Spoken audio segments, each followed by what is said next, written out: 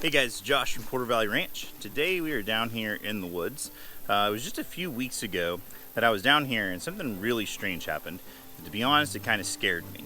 We as YouTubers and farm vloggers, homesteaders, whatever you want to call us, a lot of times we have to kind of create our own stories. So we take what's going on around us and we try to find an interesting angle, or we try to find a way to present it that will be both helpful and entertaining for the people who are watching the videos.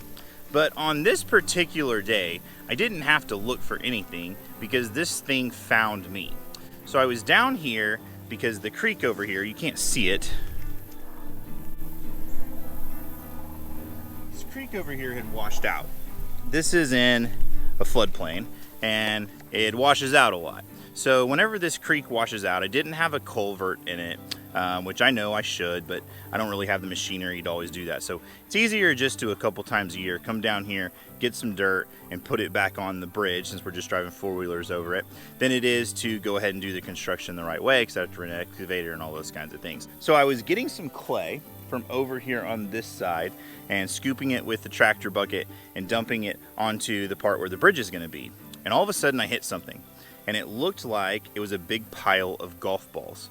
Didn't seem that out of place because the people who lived here before us, a lot of times they would just take their trash and dump it in the woods. So it's pretty common for us to be moving trees or brush and find a pile of trash. But it seemed pretty strange to have a pile of golf balls.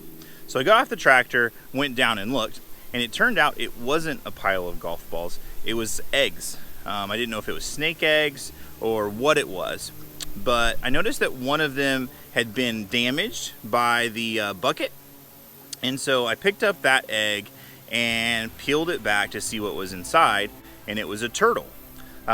It looked like an alligator snapping turtle, which at first was really cool, and then I got pretty nervous because I know that alligator snapping turtles are very protected. I don't know if they're endangered, but I know that they're a protected species, and to have them, to catch them, to keep them as pets is highly illegal and very frowned upon. And obviously, since what we do, we usually put on YouTube, I knew that we potentially had a problem. I called the boys down because I wanted them to be a part of the process. I wanted them to understand what was happening. I wanted them to see what they were, because honestly, I've lived in this area of Oklahoma for the majority of my life, and I've never stumbled onto a clutch, I believe they're called, of alligator snapping turtle eggs. But what we're going to do is we're going to put them in this bucket very carefully, and then we're going to call the Oklahoma game wardens and see. I don't even know if it's legal to have them. Some things you can and some things you can't. So we're gonna call, because I also looked it up, and in Florida you can purchase these eggs for $250 a piece. Holy cow. Yeah, so if you can sell them, I'm looking at like $3,000. Again, if you're watching this video, I did not mean to disturb these eggs. I was not looking for them. I just was digging with my tractor and I hit them. So they can't stay here, unfortunately. So we're gonna have to relocate them, and we're gonna figure out what to do and do it the right way. They didn't lay them in a very smart place. No. I mean, like, looks like maybe something got to some of these, or. Well, obviously they're almost hatched. Yeah, I can't really tell. I mean, the yolk sac on that one was still pretty big. They might have like. But it's fully developed. See, there's a broken one. That's the edge of Yep. it. But they're fully developed too. I'm gonna go ahead and put these broken ones in there too. Why?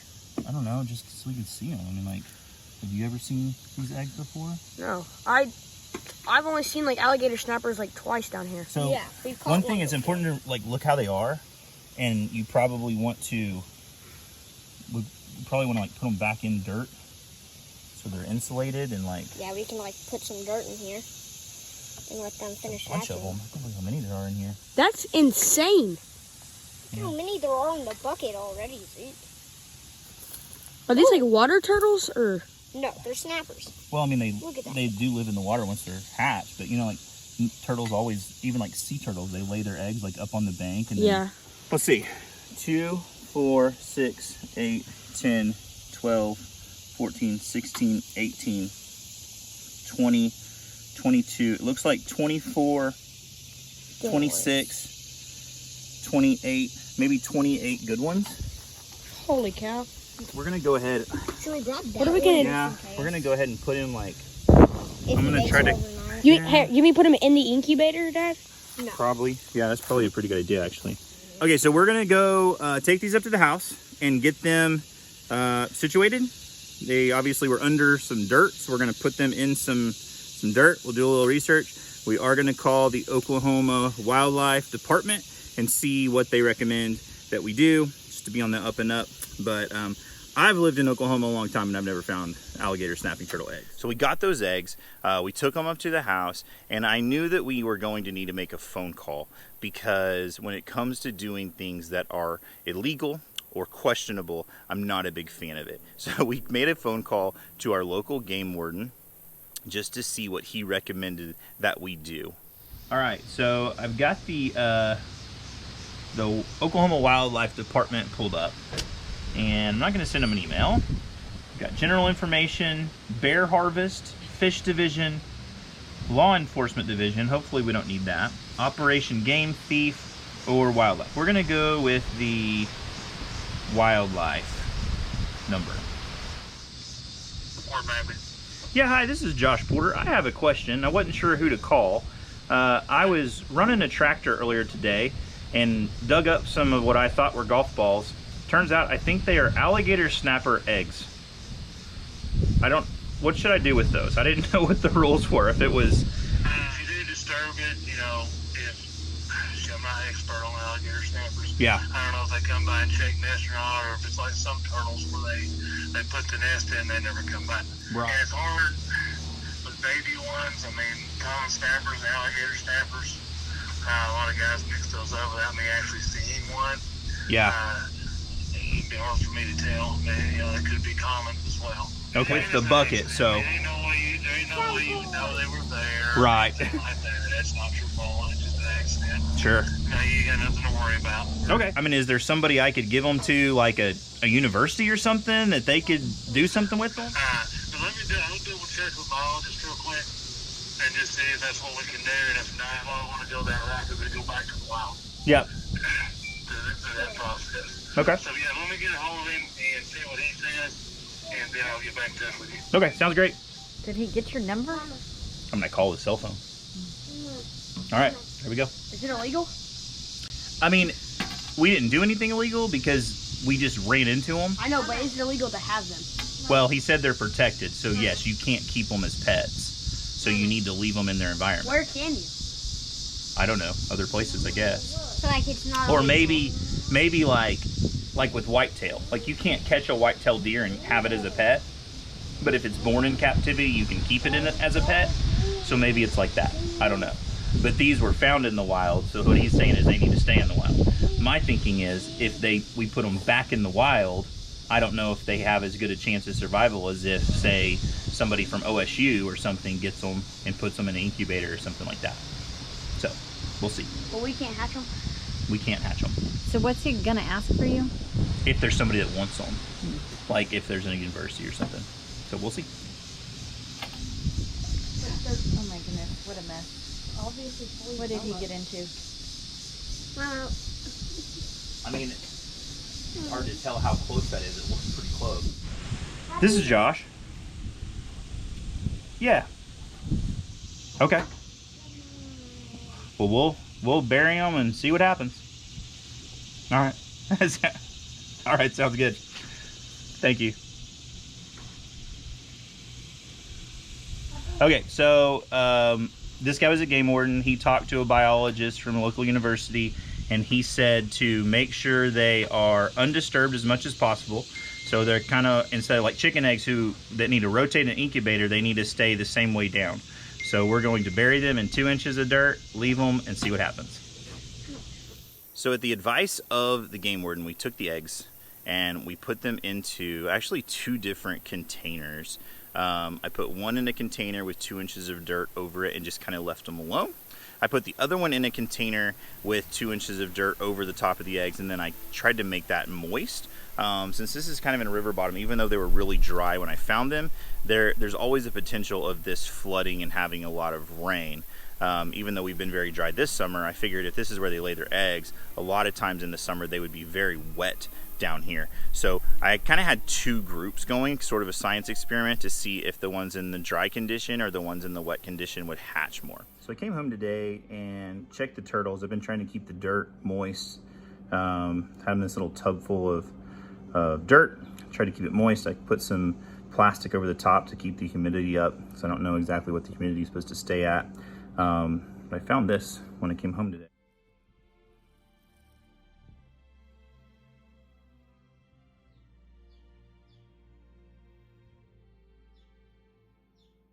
Guy. You can see the fragments of egg over here, and I'm calling some people. There's a place in Oklahoma City that I know raises reptiles and alligators. I don't know what to do with these. I don't know if I should put them in water or put some water for them or what. They've still got a little yolk sac on the bottom.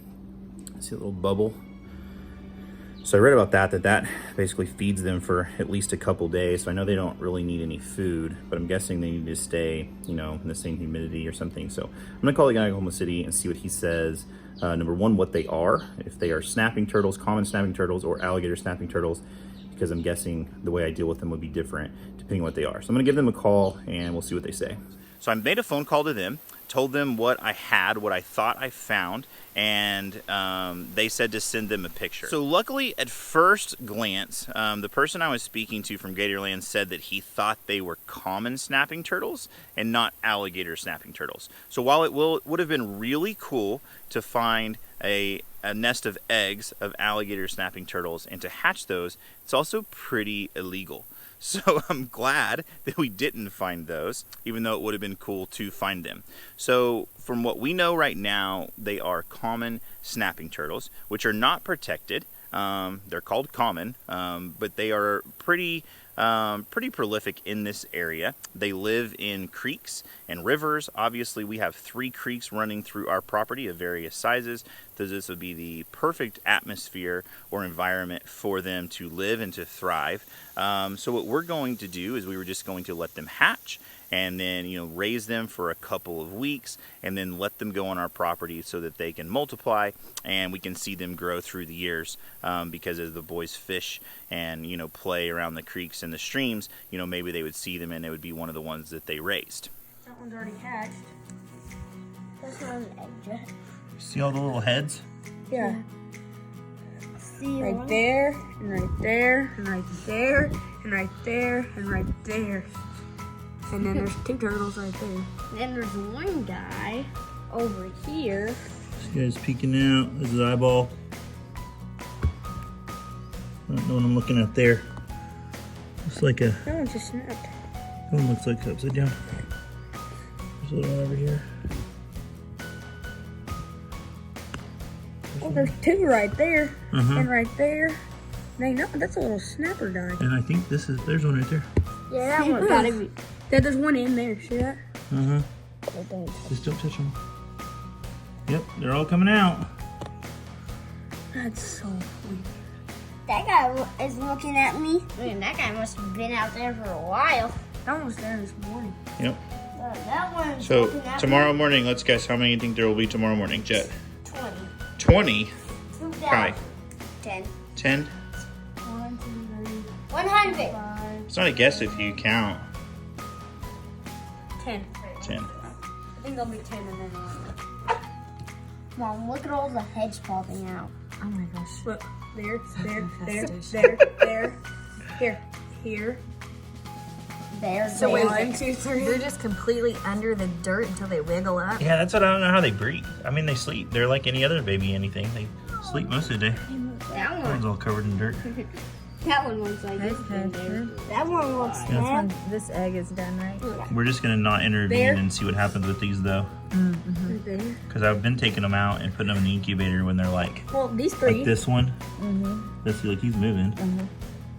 They're just tired. Just leaving them alone. There's one. Well, See I what think happens. that, but I think that one's like upside down. Yeah, but I was worried about them breathing, but obviously if they're under dirt, they can breathe. Well, that's kind of how they do And it.